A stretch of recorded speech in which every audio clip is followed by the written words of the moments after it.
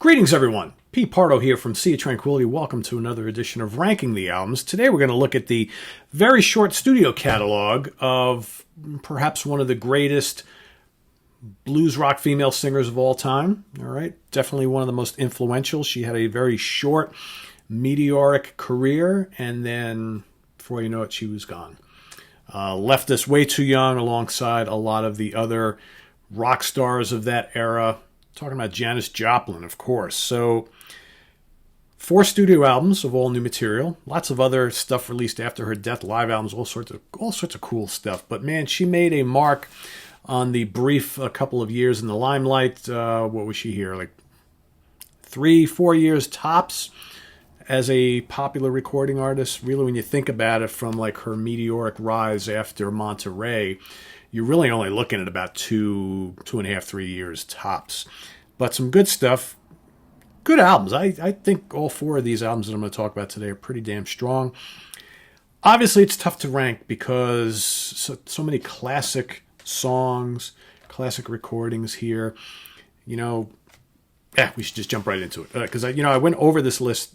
Again, it's only 4 albums, so I kept like reshuffling, shuffling. And it's like there are days, months where I feel more strongly about certain of these albums, and there are others where I'm like, that's definitely the top one. I think my top one was the easy choice. It's the other 3 that kind of consistently move around amongst my favorites. So I'm just going to kind of go with the way I've been leaning the last couple of days and just run with that. Again, you ask me next week, I might change the order. I'm sure a lot of you are going to have these in a different order, and that's totally cool. So let's start off with my number 4. Again, I don't dislike any of these, so just because this one's at the bottom doesn't mean I don't dig it. I do. I enjoy it. I just don't think the Big Brother and the Holding Company from 1967, the debut, is as strong as what came to follow. This is obviously very raw, a band in their very early stages. I actually always dug Big Brother and the Holding Company. I thought they were just a really good kind of, California rock band, like garage rock band. And of course, you got Janis's still kind of her still exploring the limits of her vocal ability, and she sings lead vocals on most of this album, but not all of it. And I think she'd be further unleashed on the follow-up. So I think that there's some great stuff on here, obviously. Bye Bye Baby is killer. Intruder is a great rock tune. You got Easy Rider. Call on Me is classic, right? Down on Me, also legendary. But there's some stuff on here, Caterpillar, Light is Faster Than Sound, okay. Women is Losers. I mean, there's some average tracks on here, and then there's some spectacular tracks on here. I still think it's a great album. It is. And there she is right there, by the way. Still think it's a great album, even though the band itself got a lot of flack from like critics and stuff as being kind of sloppy and whatever, and like a very ordinary garage band. I thought that the chemistry between all of them was great. And I think, you take Janis out of the equation, and obviously you're missing something. And even Janis on her own, you're missing something. So I always felt that I would have loved to have seen Big Brother stay together with Janis for longer than they did. But it didn't work out that way, right? So that is my number 4. Good album. I think the others are a little bit more refined, a little bit better. I think she's a little more sure of herself, but still some legendary stuff on here. Like half of this album is like absolutely killer. The other, for me, is kind of like, not so great. All right, next up, I'm going to go with I Got Them Old Cosmic Blues Again, Mama from 1969, featuring Janis with her new band, the Cosmic Blues Band, which did not stick around for too long. That was, she's like, I'm going to go out on my own from Big Brother, start up my own band and put a band together. You know what? Good in the studio.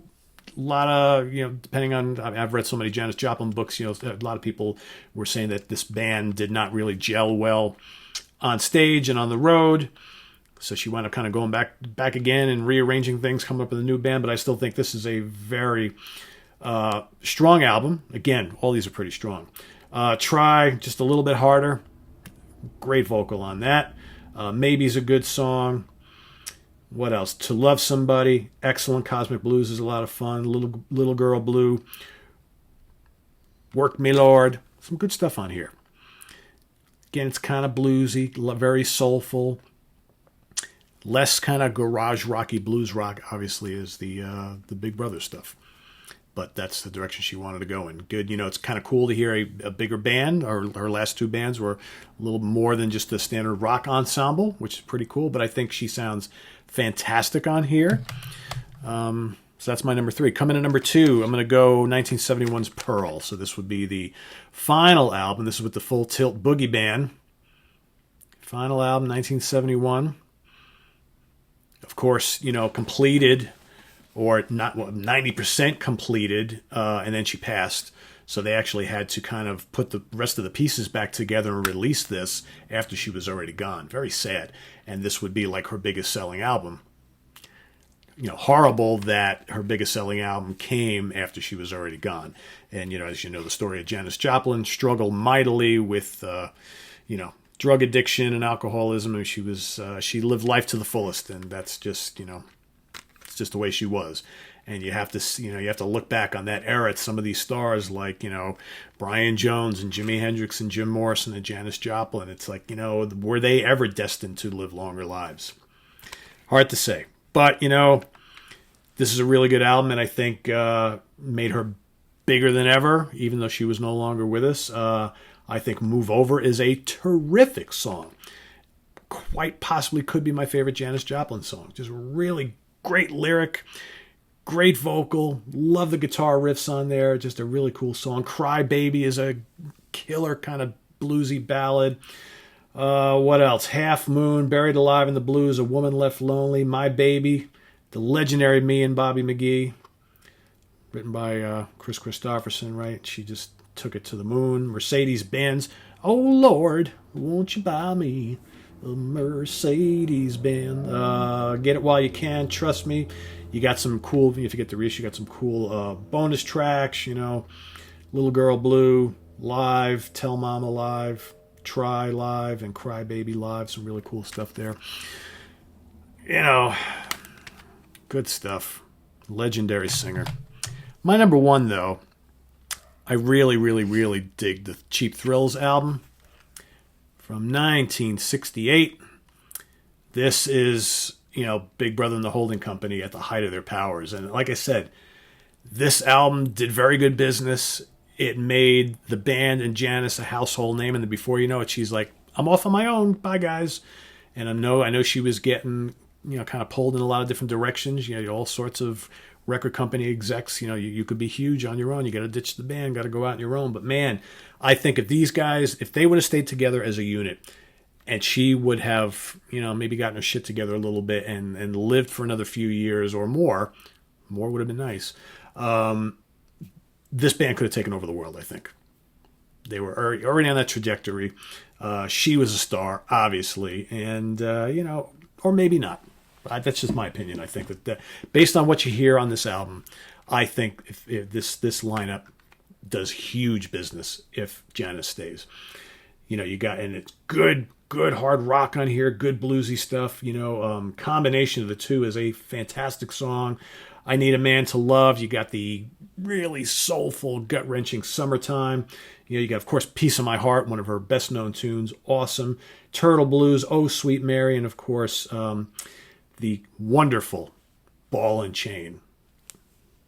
Live. Of course, it's live, put onto the studio album. In fact, they added, when they were making this album, they added some live audience sounds to make some of these tunes sound like they were live, but this was a studio album other than Ball and Chain. And then, like I said, if you get the reissue, you got some cool bonus tracks. You got Roadblock, Flower in the Sun, Catch Me Daddy, and Magic of Love. All sorts of cool, unreleased live tracks and things. Just a dynamite album. I love the cover artwork. I think it's pretty kick-ass release here. Easily my favorite Janis Joplin album. Big Brother and the Holding Company, Cheap Thrills. So that's the studio stuff. So I do want to mention some live things. She's got a ton of live albums. I don't have a lot of them, but I do want to mention the Farewell song, which was released after her death. Here includes some previously unreleased studio and live tracks. You got Tell Mama, Magic of Love, Misery In, One Night Stand, Harry, Raise Your Hand, Farewell Song, a little medley including Amazing Grace and High Heel Sneakers, and the wonderful Catch Me Daddy. Cool stuff on here. I think if you're going to collect the Janis studio stuff, you have to have that. I got a couple live sets. I love this one. Live at Winterland 68. This is happening. All sorts of great stuff on here. Killer editions of Down on Me and Bye Bye Baby, and combination of the two. Catch Me Daddy, Magic of Love. Got a gut-wrenching Summertime on here, of course. Ball and Chain and Down on Me. All sorts of great stuff. This is a excellent, excellent live album. You got Janis at Woodstock. You know, some people are down on Janis's performance at Woodstock in 1969, August 17th. Maybe a little low-key for her, and she played, like, in the middle of the night, and she obviously probably was on something or did too much drinking or whatever.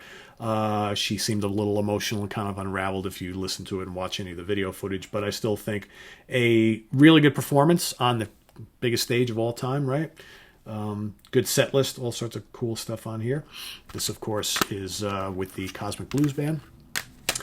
And then I got this one, The Lost Tapes, Big Brother and the Holding Company. All sorts of cool stuff on here, worth getting. And then, of course, Janis Joplin in concert. You got some stuff with Big Brother and the Full Tilt Boogie Band. So, cool stuff. My husky is outside. She is raising holy hell that she wants to come in. So, anyway, but I got it. It was perfect timing because I got it all wrapped up. So, there you have it. So, ranking the studio albums of Janis Joplin and Company. Number 1, Cheap Thrills. Number 2, Pearl. Number 3, I Got Them Old Cosmic Blues Again, Mama. And number 4, Big Brother and the Holding Company. All great, all worth having. Obviously, you know, a couple a little bit better than the others, but they're all stellar, and the live stuff is worth having too. Great performer. Much missed. She was a legend, obviously taken from us way too soon, and, you know, the rest is history. So this is on the web at www.seatranquility.org. We're on Facebook, we're on Twitter, of course, we're here on YouTube all the damn time. We'll see you guys tomorrow with favorite album of the year for 2003, as well as ranking the studio albums for American modern doom / psychedelic heavy rock metal act Down, featuring members of Corrosion of Conformity, Pantera, Crowbar, so on and so forth. Excellent, excellent band. Another short catalog, but a really good one. So that's coming tomorrow. So we'll see you guys then. Take care. Bye-bye.